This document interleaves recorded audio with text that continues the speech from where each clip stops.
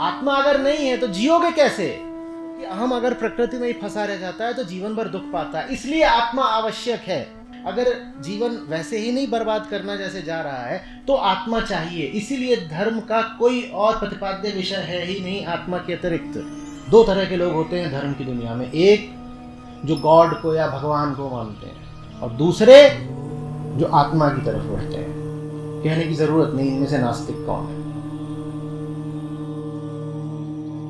पश्चिम के पास तो न अध्यात्म था न वेदांत, फिर भी पश्चिम ने इतनी तरक्की कैसे कर ली? आप बार बार अध्यात्म वेदांत पर इतना जोर डालते हैं। पश्चिम इनके बिना ही आगे कैसे बढ़ गया?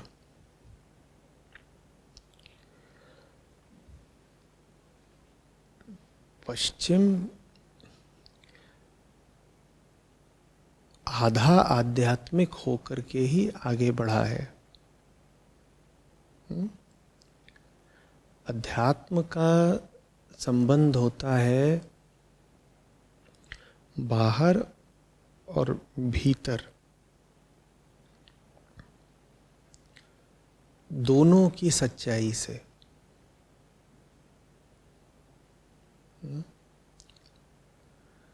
पश्चिम आधा आध्यात्मिक तो रहा ही है। पश्चिम ने भीतर की सच्चाई की ओर ध्यान नहीं दिया, लेकिन बाहर के तथ्य को जानने में उसने पूरा जोर लगा दिया। और अगर कोई संसार की, पदार्थ की हकीकत भी जानने में ईमानदारी से उत्सुक है तो वो आदमी आध्यात्मिक ही है, बस वो आधा आध्यात्मिक है, अभी पूरा नहीं हुआ। यही पश्चिम अगर पूरा आध्यात्मिक हो जाता तो न जाने और कितना आगे बढ़ जाता।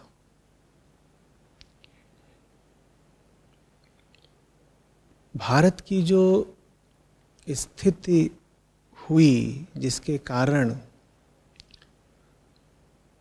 भारत बड़ी दुर्दशा में रहा और उस दुर्दशा से अभी भी बहुत बाहर निकला नहीं है,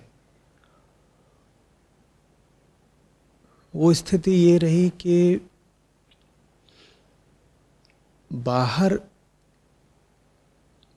का तो तथ्य जानना नहीं है, क्योंकि बाहर का तथ्य जानने में कोशिश करनी पड़ती है, अनुशासन लगता है, सब्र चाहिए होता है, तथ्य के प्रति ईमानदारी चाहिए होती है। तो बाहर का तो कुछ पता करना नहीं है, मेहनत कौन करे? और मेहनत न करने की बदनीयती को जायज़ ठहराने के लिए कह दिया कि अरे ये तो जो बाहरी दुनिया है पार्थिव, ये तो क्षणभंगुर है, मिथ्या है, माया है, फानी है। क्या इसमें हम बहुत ज़्यादा शोध करें? क्या हम पदार्थ में घुस घुस कर देखें कि इसके भीतर क्या है?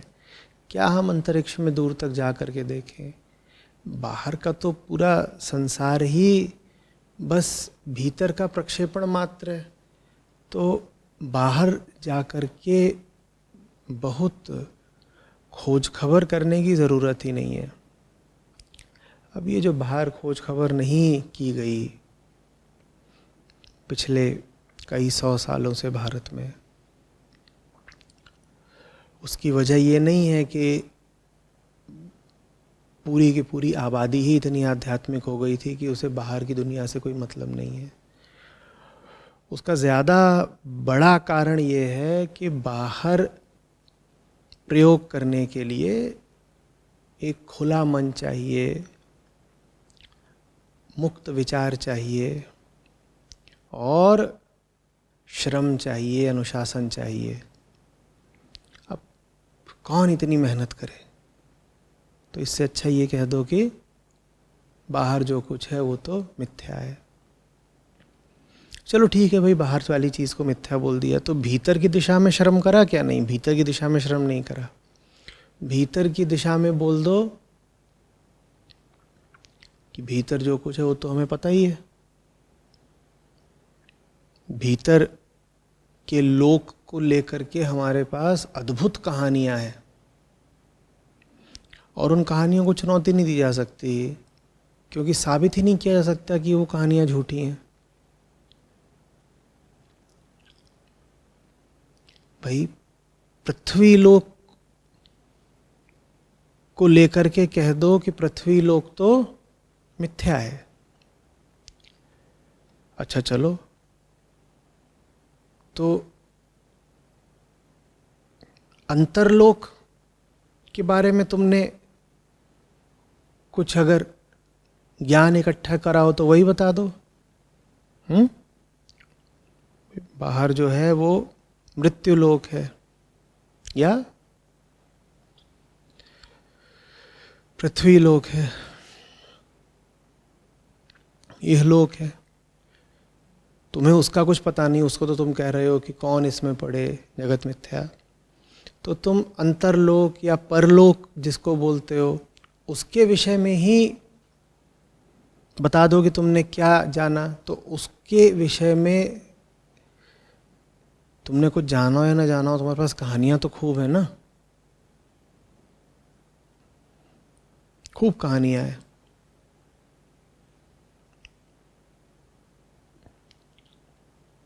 ज्ञान कुछ नहीं है, कहानियां जबरदस्त हैं।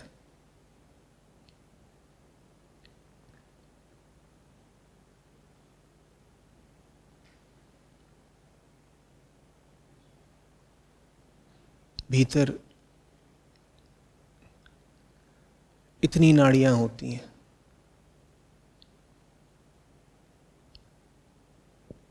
72,100।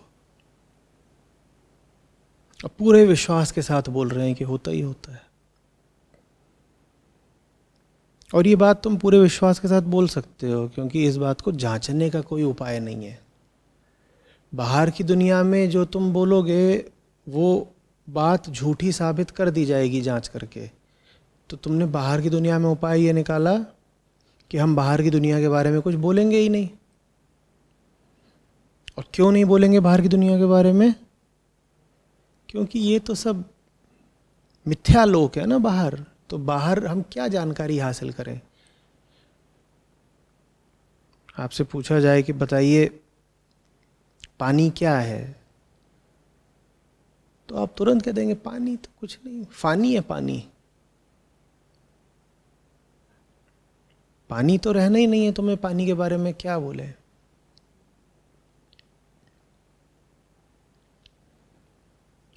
या आप कोई सुनी सुनाई बात कह देंगे, आप कह देंगे पानी भी एक तत्व है, मूल तत्व है, जो कि बहुत पुरानी बात है।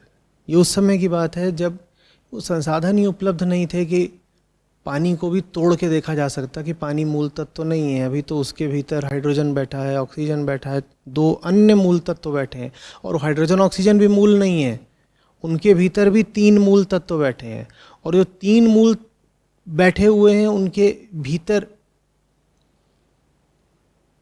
Neutron, electron, proton. विज्ञान ने तो पिछले 50 सालों में ये भी जान लिया है कि वो भी मूल या फंडामेंटल नहीं है, उनका भी विखंडन हो गया है। उनको भी तोड़ के पता कर लिया है कि एलिमेंटल तो उससे भी नीचे का कुछ और है।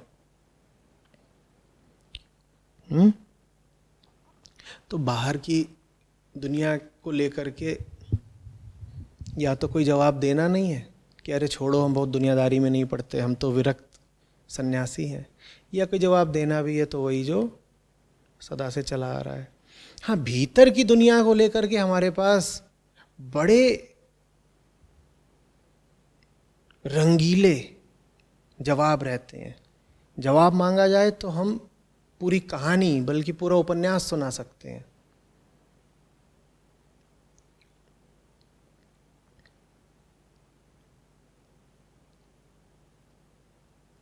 पूछा जाए कि बताओ भाई, गर्भ में जो मांस का पिंड होता है, उसमें जीवन कैसे आता है? तो एक से एक कहानियां हैं, एक से एक कहानियां हैं। ये भले ही ना पता होगा कि जो गर्भस्थ शिशु है उसको किस तरीके से पोषण मिल रहा है गर्भ में, और उसे किस किस तरह के पोषण की ज़रूरत है, और सकुशल उसका जन्म हो जाए इसके लिए क्या क्या सावधानियां बरती जानी चाहिए। और अगर किसी तरह की कोई पेचीदगी आती है तो किस तरह की चिकित्सा की ज़रूरत पड़ेगी, ये सब भले ना पता हो, लेकिन ये कहानियाँ भरपूर हैं कि ऐसे वो उड़ रही होती है आत्मा और फिर ऐसे प्रवेश करती है, फलाने द्वार से घुसती है, और ये इस तरह के 6 द्वार होते हैं और सब द्वारों का एक एक ऐसा ऐसा रंग भी होता है, और इस तरह की बातें आप खूब कर सकते हैं। इन बातों पे आपको कोई चुनौती भी नहीं देगा, क्योंकि ये बातें जांची नहीं जा सकती, इन पर कोई प्रयोग परीक्षण नहीं हो सकता, तो ये बातें चल रही हैं। ये काम भारत ने करा है, और ये काम अध्यात्म के बिल्कुल ही विरुद्ध है, क्योंकि अध्यात्म सच्चाई की खोज है। सबसे निचले तल पर वो मन होता है, वो लोग होते हैं, वो समाज होता है जो कल्पनाओं में जी रहे होते हैं। दुर्भाग्य की बात है कि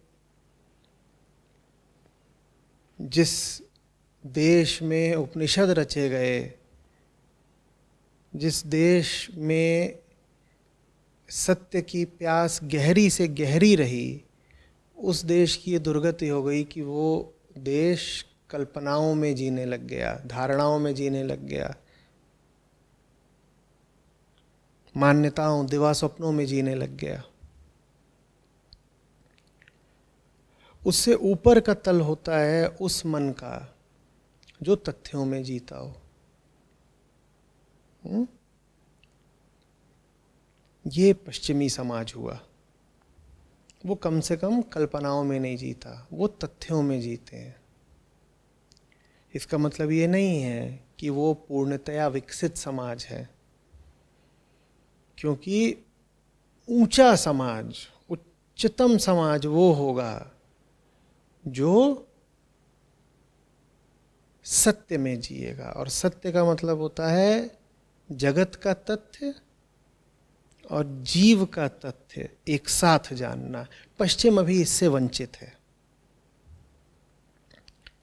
पश्चिम अभी इससे वंचित है। पश्चिम की सारी नज़र कौन सा सच जानने पर है? जगत का सत्य, पदार्थ का सच पता चल जाए, पश्चिम की सारी कोशिश ये है।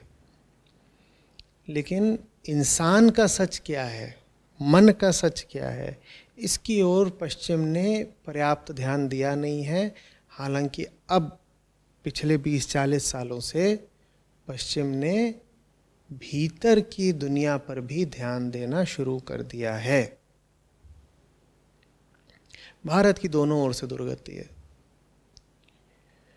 बाहर की दुनिया को जानने के लिए वैज्ञानिक दृष्टिकोण नहीं, बाहर की दुनिया को जानने के लिए जो अनुशासन और श्रम चाहिए उसका कोई इरादा नहीं।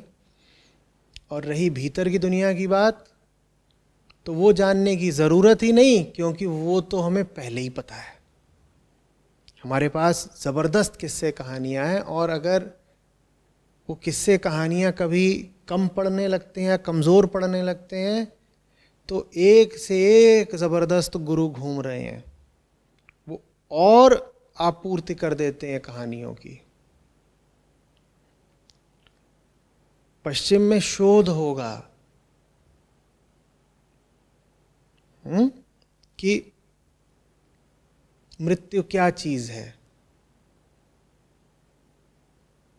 कैसे आती है, मृत्यु के क्षण में शरीर के कौन से हिस्से काम करने बंद करते हैं।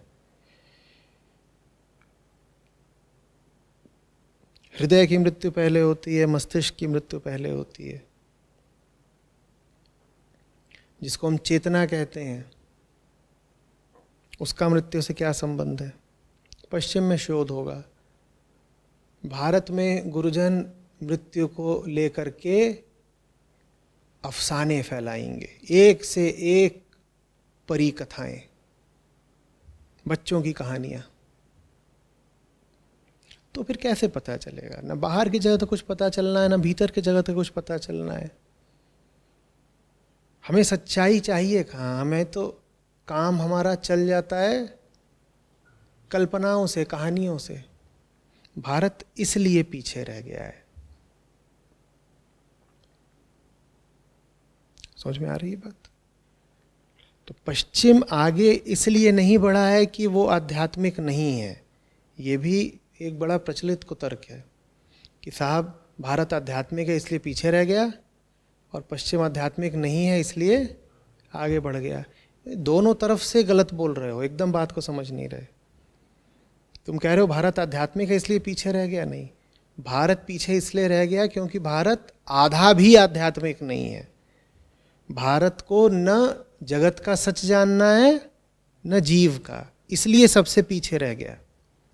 और पश्चिम आगे इसलिए निकल गया क्योंकि पश्चिम कम से कम आधा आध्यात्मिक है।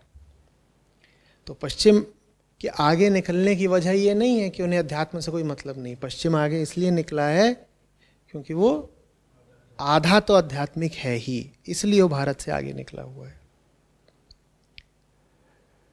चूंकि सिर्फ आधा ही आध्यात्मिक है पश्चिम, इसीलिए उनके पास बहुत सारी समस्याएं भी हैं। पदार्थ को उन्होंने जीत लिया है लेकिन भीतरी तौर पर परेशान है। पश्चिम और आगे निकल जाएगा जैसे ही वो भीतरी सच में भी जिज्ञासा दिखाएगा और प्रयोग करेगा, और ऐसा करना पश्चिम ने शुरू भी कर दिया है।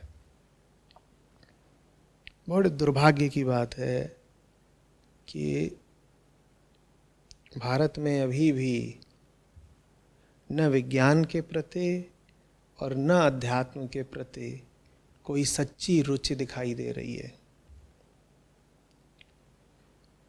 आने वाला समय ऐसा भी हो सकता है कि पश्चिम विज्ञान में तो आगे है ही, अध्यात्म में भी आगे निकल जाए।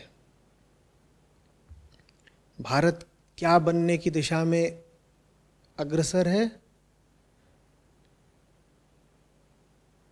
मध्यम वर्गीय और निम्न मध्यम वर्गीय लोगों का एक साधारण औसत किस्म का बाजार, जिसकी खासियत बस ये है कि उसमें लोग बहुत सारे हैं, जिस कारण बाजार का आकार बड़ा है। क्यों विशेष है भारत भाई? कोई पूछेगा तो क्या बोलेंगे? क्योंकि हम 140 करोड़ लोग हैं। उन 140 करोड़ लोगों की गुणवत्ता कैसी है इसकी कोई बात नहीं करनी है। उन 140 करोड़ लोगों के ज्ञान का स्तर क्या है, चेतना का स्तर क्या है, इसकी कोई बात नहीं करनी है। वो सब जो लोग हैं अधिकांशतः आर्थिक तौर पर भी और मानसिक तौर पर भी या तो औसत दर्जे के हों या औसत से भी नीचे के, लेकिन वो इतने ज़्यादा हैं कि कुल मिलाकर के वो एक बड़ा बाजार बन जाते हैं, जिसमें विक्रेता कंपनियां ये सब आकर के अपना माल बेच सकती हैं। तो बस इतना ही कुल महत्व पाने की दिशा में भारत अग्रसर है। और ये निश्चित रूप से न सिर्फ दुखद बल्कि भयानक बात है। समझ में आ रही है बात?